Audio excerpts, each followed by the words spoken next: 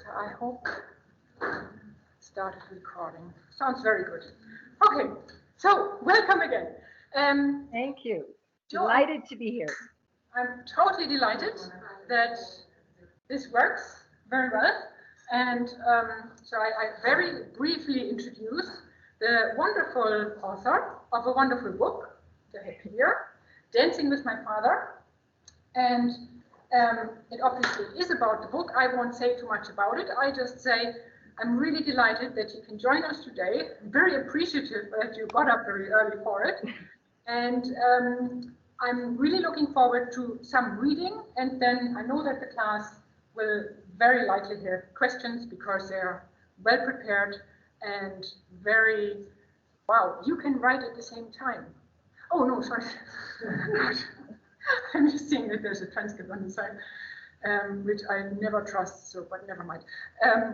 And then there will be questions, I'm sure, from the class. And so without further ado, over to you, Joe.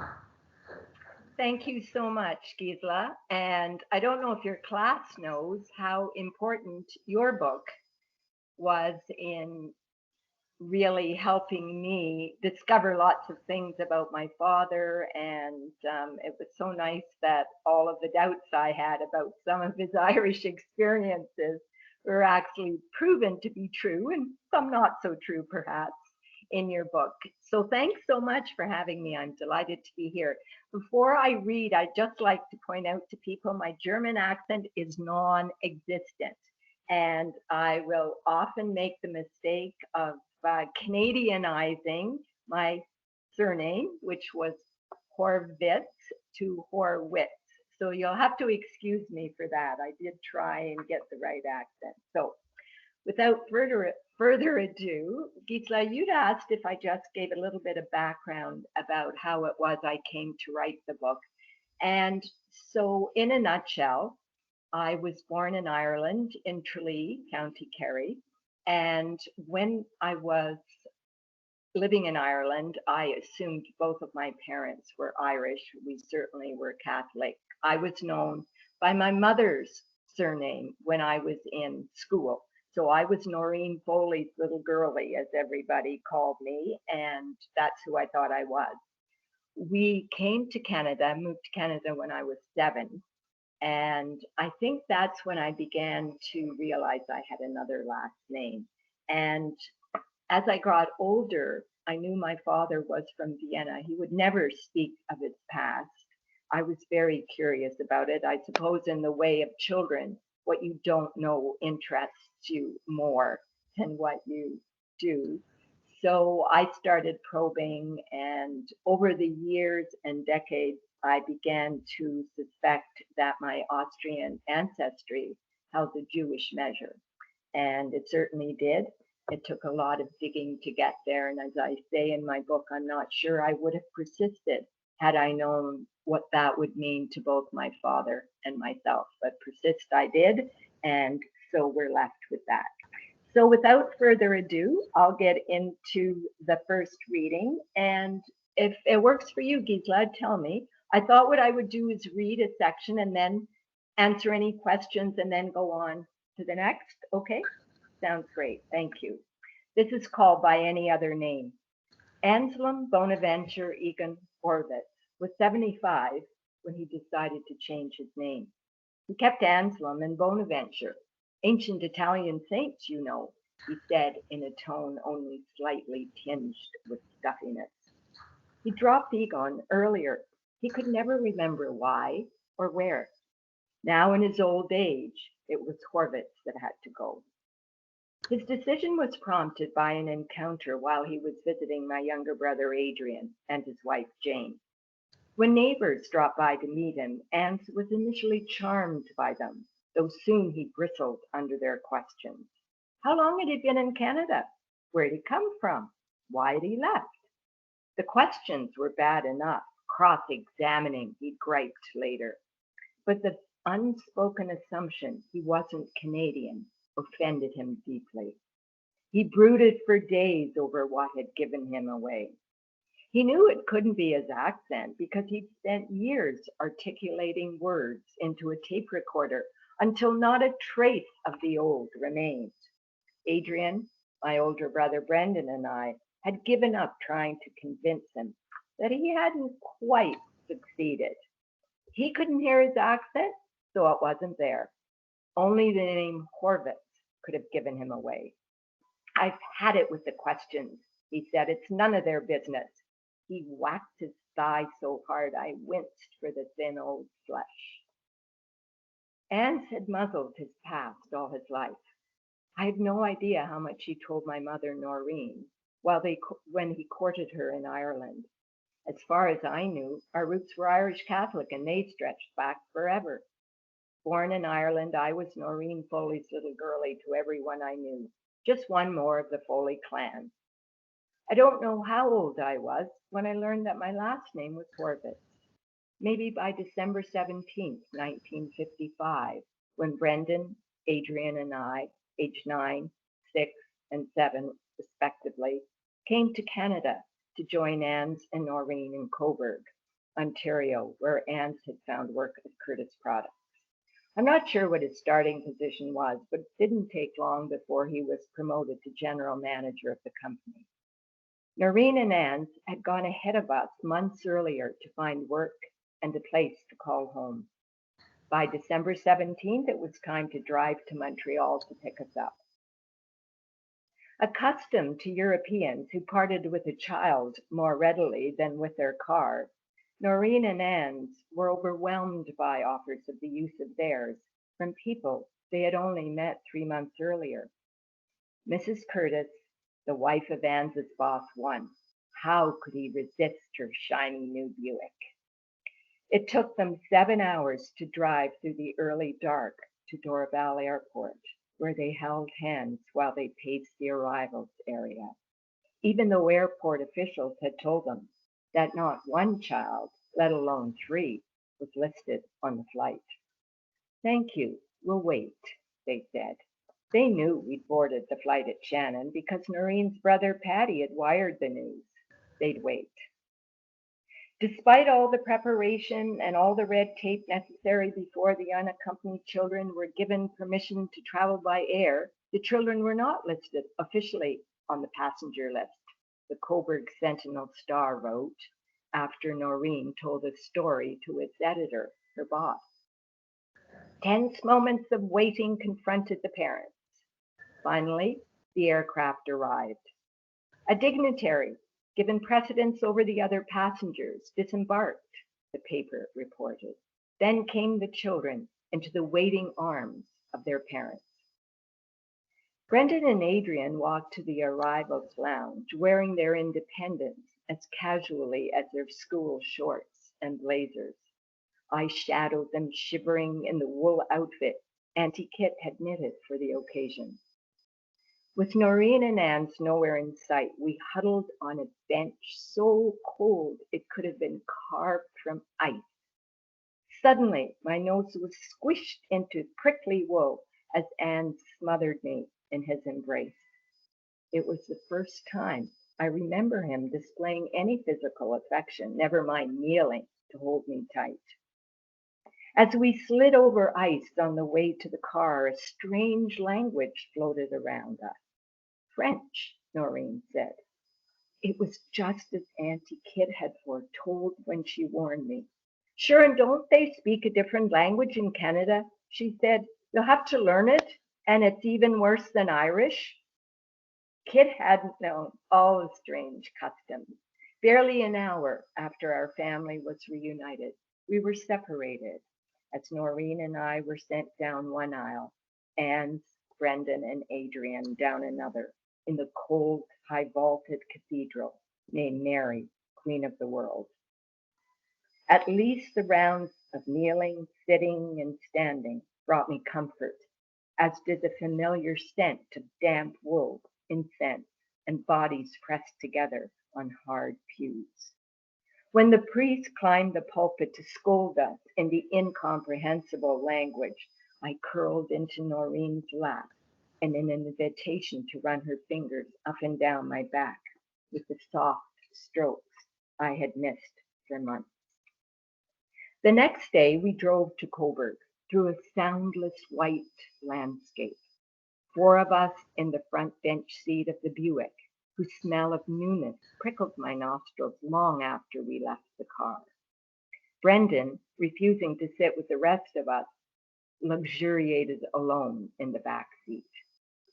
We stumbled from the car at the end of the day toward a century-old house and into a cold so bitter our Irish skin recoiled.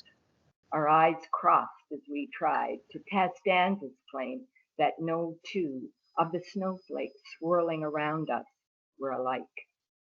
The millions of flakes piled on the slumped roof of the house made it look like a lopsided cake weighed down by frosting. The next day I was surprised we had to push our way through snow I thought was gossamer light. Within months, Anne's declared he'd had it with the insatiable coal furnace and the singing pipes of the old house.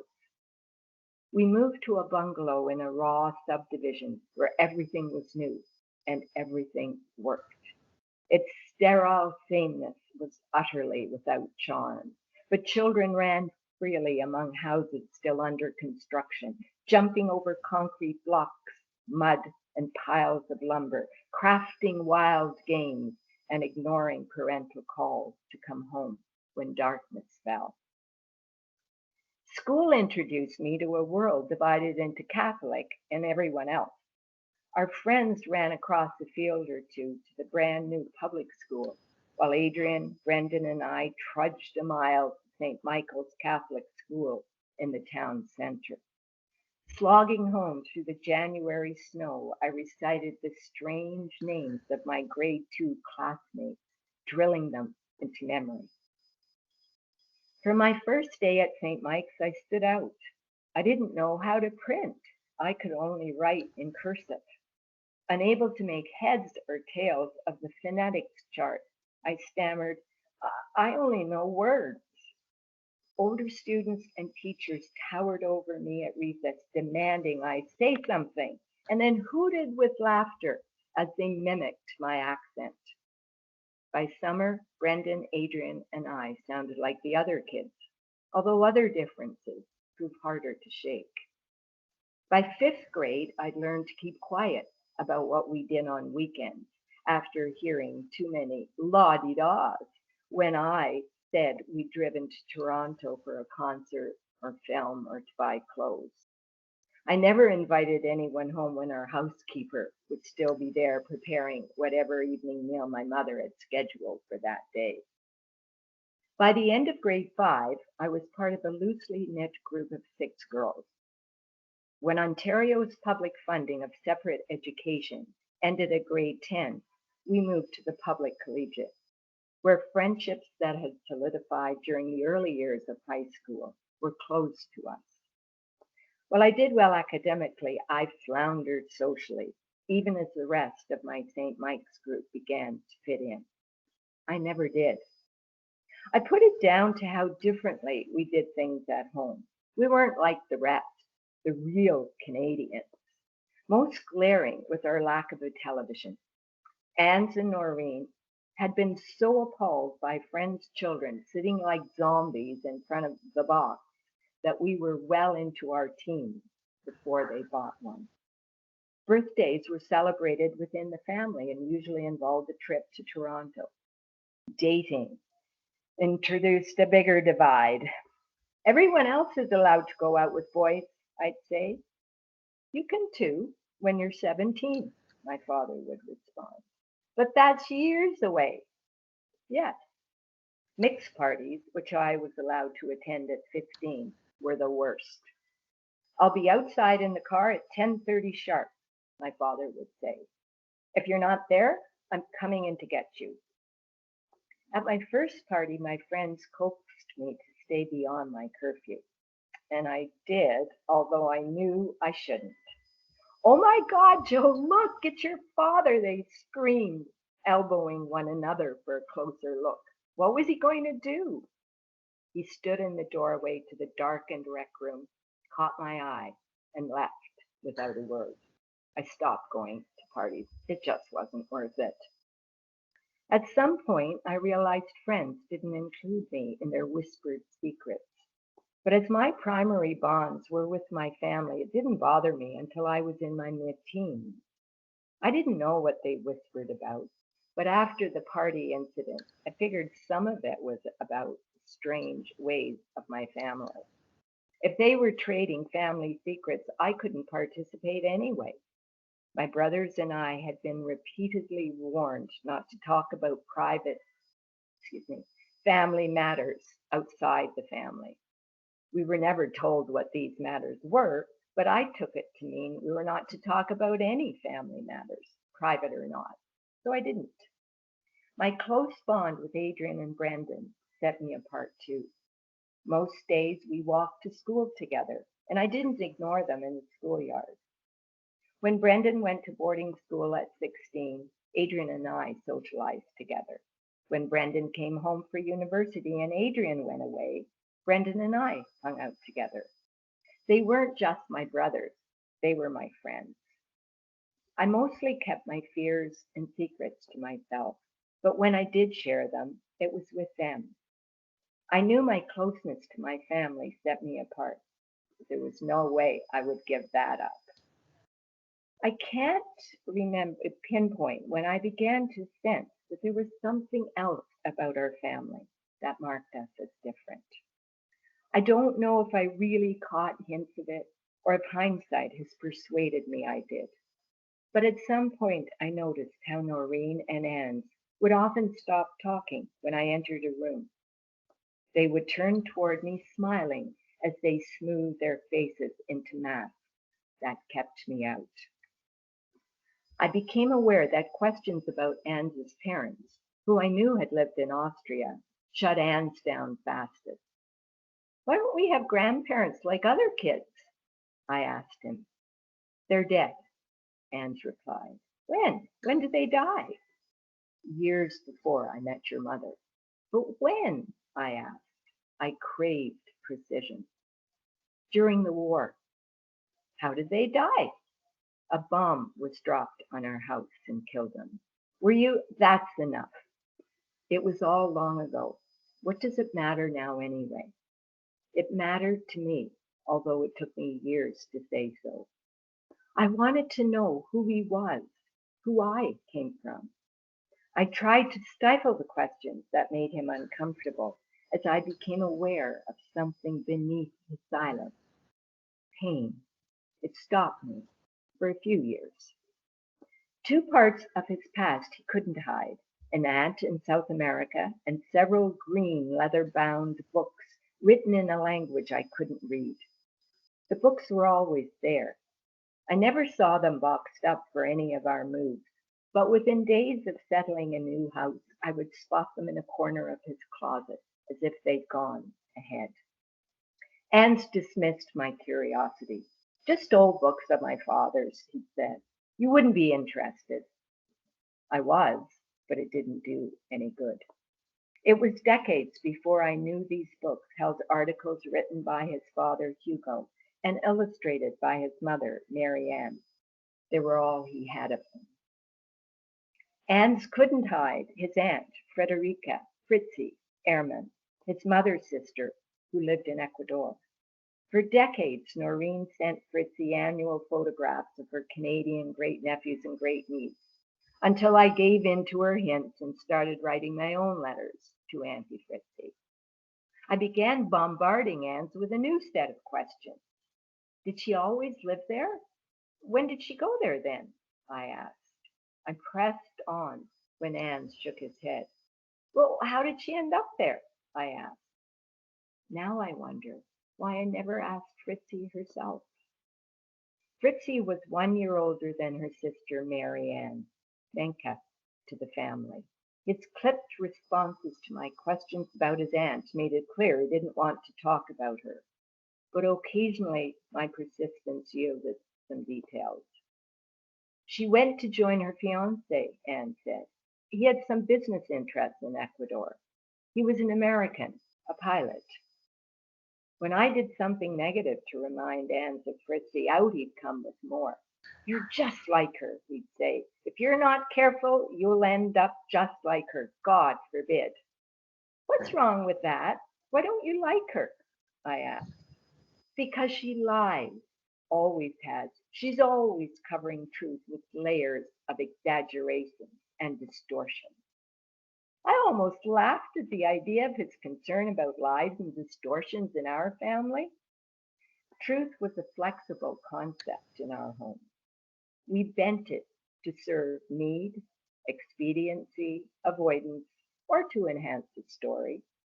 Lying was not explicitly condoned, but truth might call up anguish, shame, or fear. It was best avoided. Anne got particularly wound up whenever I waved my hands to emphasize my stories. Don't do that, he said, just like Fritzy. Only lower class people wave their hands around like that. I was tempted to ask what that made his aunt and daughter. Class wasn't the issue I came to understand. It was the channeling of Fritzy that he wanted to block. The one attribute he wished I had inherited, her musical talent. I hadn't. The day he called her an outstanding pianist, I thought I'd misheard him. So, that's the first section. I can take it off again. Do you want to read a little bit more, Joe? Sure, yes. I'm going to read from a section called Irish Intermezzo. Ant knew little about the group that likely saved him from death at the hands of the Nazis. All he knew is that save him it did. A refugee group sponsored me, Ant told me. It had some connection with the St. Vincent Paul Society. I don't know any more. It was really only Maud Slattery, the committee secretary, that I had any dealings with. Maud Slattery presents a sturdy figure in the one photo I've seen of her, and that's thanks to Gisela. Her gray hair is short and pinned off her forehead in a no-fuss style. The kindness radiating from her face reminds me of Auntie Kit. I don't know if she ever told Anne that she had taken part in Quaker relief work in Vienna in the 1930s. The Irish Coordinating Committee for Refugees, set up only days after Kristallnacht, counted academics, writers, organizations, and churchgoers of various faiths among its volunteers. Through its various subcommittees, it worked to secure safe passage of Christians with Jewish blood who are on their way to permanent resettlement elsewhere and would place no burden on Ireland. Not that Anne spared a thought for the committee or for Ireland's Jewish immigration policy. All that mattered to him was he had a visa from a small country. His stay in Ireland would be no more than a week or two. The minute Cousin Emily's affidavit from the United States arrived, he'd be on his way. He was just the kind of refugee the Irish Committee was organized to assist. Many Irish believed their country would never have tolerated the persecution of Jews.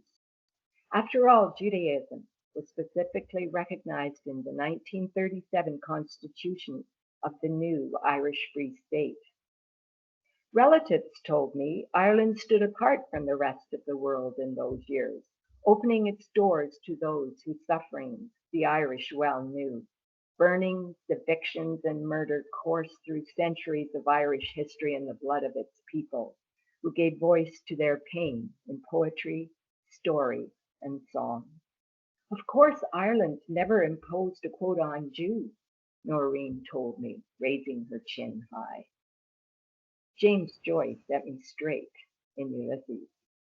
Ireland, they say, has the honor of being the only country which never persecuted the Jews. Do you know that? And do you know why? Because she never let them in. Ireland did not escape the scourge of anti-Semitism. The country's envoy to Berlin at the time was Charles Bewley, a known Nazi sympathizer and anti-Semite. Andreas Roth's biography, Mr. Bewley in Berlin, found evidence of how Bewley's activities thwarted the attempts of Jewish refugees from Germany to gain visas to Ireland. The former Dutch Quaker, who had converted to Roman Catholicism at university, approved fewer than 100 visas for Jews seeking Irish refuge. Serving in the Berlin Post from 1933 until his dismissal in August 1939, Bewley, no doubt, endorsed Danzig's visa. Even the support of the soon-to-be president, Eamon de Valera, then Prime Minister and Minister of External Affairs, did little to enable Ireland's coordinating committee to move beyond the Department of Justice's decree on whom Ireland would accept. Halter and Dickel outlined its operating parameters. It also has to honor the goal of keeping refugee figures as low as possible, with an insistence on a return option. Only German refugees on temporary permits who would settle permanently elsewhere later were acceptable. It had to vet applications to ensure only Jewish refugees with sincerely professed Christianity were accepted. It's no surprise that by early 1939, Ireland had accepted a total of 70 German-speaking refugees. Of the 15 admitted each month, Anne's was in the April 1939 quota, each had to be self-supporting or have relatives or friends in Ireland who would support them. The Department of Justice didn't seem to have considered how few of Europe's millions of Jews, the majority from Poland, had ties to the 5,381 Jews living in Ireland at the time.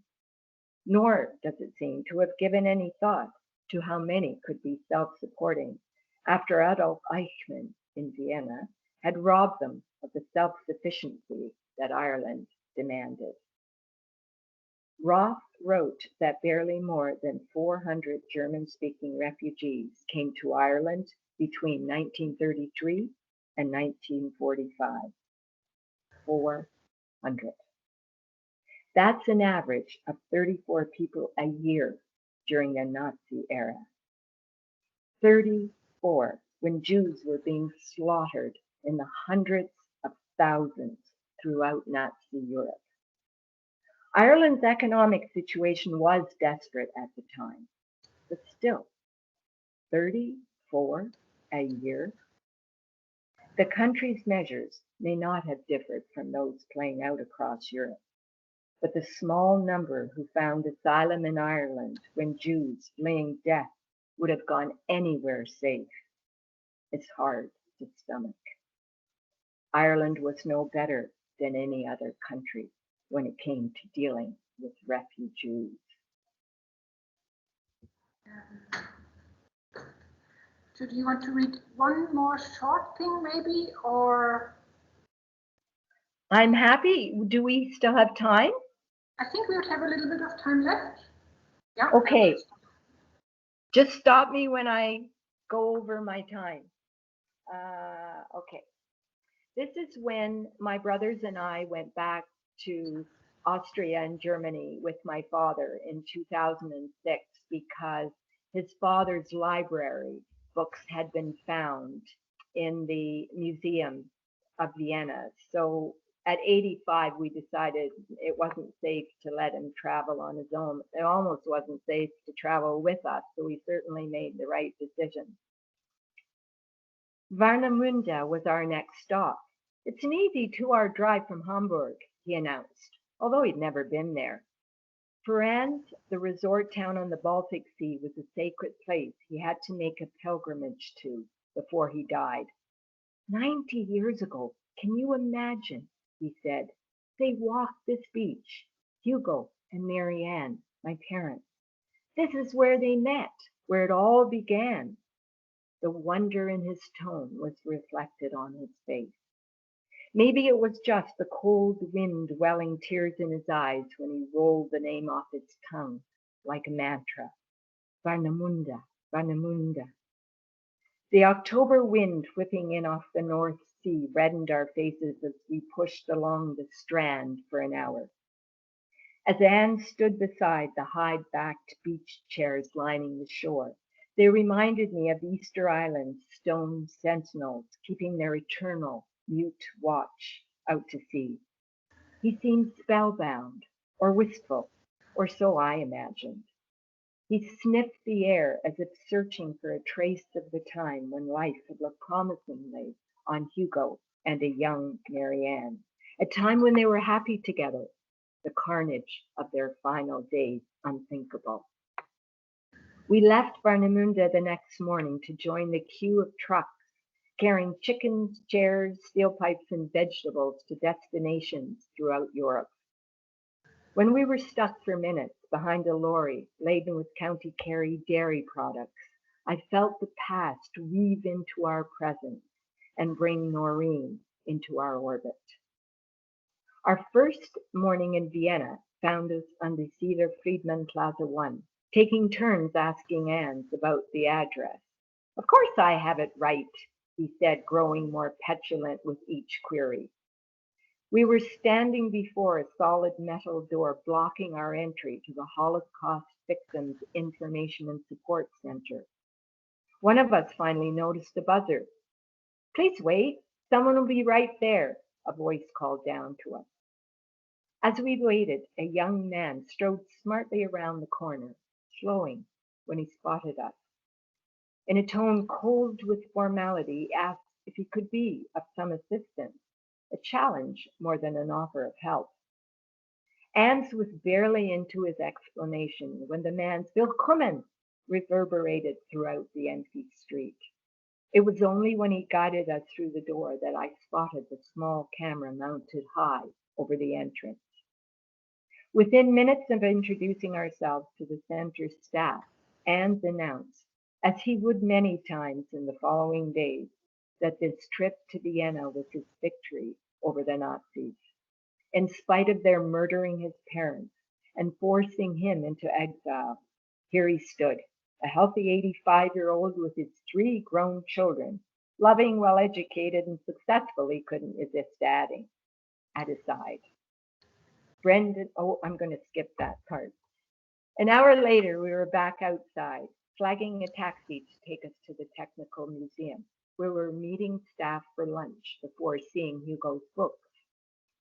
The dug-up street in front of the museum entrance, cordoned off within wooden boards, looked like an archaeological dig hampering our entry. That's just what it was. Recently discovered remains of old Roman ramparts were being excavated. Appropriate, I thought to myself. We followed Anne single file along a covered wooden walkway to the main doors. When I sensed anxiety in the unsteadiness of his gait, I thought to distract him by asking him to remind me how Hugo's books had been discovered. Some workmen found an old trunk left behind in a paint factory they were demolishing, Anne said. When they opened it and saw it was just full of old books, nothing valuable, they or someone they told to about it decided to ship it off to the museum. I assumed the discovery was recent. He was right that the books had been found in a paint factory, but the year was 1941. Troich and Christian Klosch, the head of the museum's Provenance Research Department, added more details. One letter exists in the archives of the Technical Museum, dated January 1942, Troich wrote. The contractor got the order to carry a box of books, manuscripts, etc. from the paint factory on Ungartgasse 15 Vienna 3 to the Technical Museum. Whether your grandfather requested the owner of the rooms to inform the museum about the assets, or whether the book was found in the empty rooms, is unknown. Klosch added that the paint factory had been owned by Robert Lambrecht. He and his wife lived above the factory, and there may have been an apartment at the back of the building. Klosch didn't know how Marianne and Hugo had ended up there. Perhaps the couples had known each other, and Hugo had asked Lambrecht to offer his books, manuscripts, and documents to the museum to save them from destruction. I'm going to skip a bit here because it's kind of, we're squished for time. So I asked Klush that day in Vienna, I know I'm not saying that right, how he was able to keep digging through the artifacts of the murdered without being dragged down. I have to move forward, Klush answered. Otherwise, the Nazis will have won. Before we finished lunch, the director of the museum came to meet Anne. My father pushed up from the chair with a slight bow of appreciation for her formal welcome and returned her greeting so effusively that I found it obsequious. It's they who should be deferential to you, I itched to tell him. But I chided myself to remember that his manners were embedded in his past. As we walked to where Hugo's books were held, I lectured myself toward graciousness. It may have taken the museum more than 65 years, but the presentation of the books gave Anne his Day of Atonement. Is there more time? That's it. I think somehow it comes together very nicely there, doesn't it? And it's a very late, but at least there's some recognition, and I think it probably was very important for your father. Absolutely. He'd had a very difficult relationship with Hugo. Again, one of the shameful secrets I found out was that my grandfather had physically abused my grandmother. Hugo was a very spoiled child, and I think never learned to adapt to having his will thwarted in any way. So it must have been horrendous what happened to him in the end. But even while my father was growing up, Hugo would have fly into rages. He absolutely adored his mother, and it was only through the discovery of Hugo's library, really, and the work that Uli Troitsch and Brandstetter at the University of Vienna did that reconciled my father to Hugo. So he began to admire him, at least for his intellect, even if he never loved him. So thank you so much.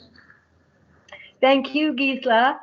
Always wonderful to speak to you, and thank you so much. Gisela wrote a wonderful blurb for my book, for which I was very grateful, and answered my questions many times throughout the writing, and had to point out, no, actually, that's not us saying this, it's your father saying this. I thought, oh, damn, another one hits the dirt. But your book was tremendously valuable to me, Gisela, and for that I will always be grateful. And I hope this pandemic is over with soon, because Ireland is #1 on our list of places to travel, and I look forward to meeting you in person. I would love that, and I would really love you to come here, for example, next autumn and meet the next students in person and talk to them. And I think I'm very, very grateful to you, because our work was kind of maybe a foundation, but what you did with it and what we had hoped was that for the families themselves there is kind of material then to build on and to have some more awareness what had happened, and to some extent at least as much as possible. Yes. So thank you for writing and for writing so beautifully about your family. Okay. And thank you so much to your class. I really appreciated your attention and your questions. Thank you. I'm going now and have my second cup of morning coffee. Oh, we might have like late lunch or so. All the best, and thanks Bye, again. all the best too. Thank you.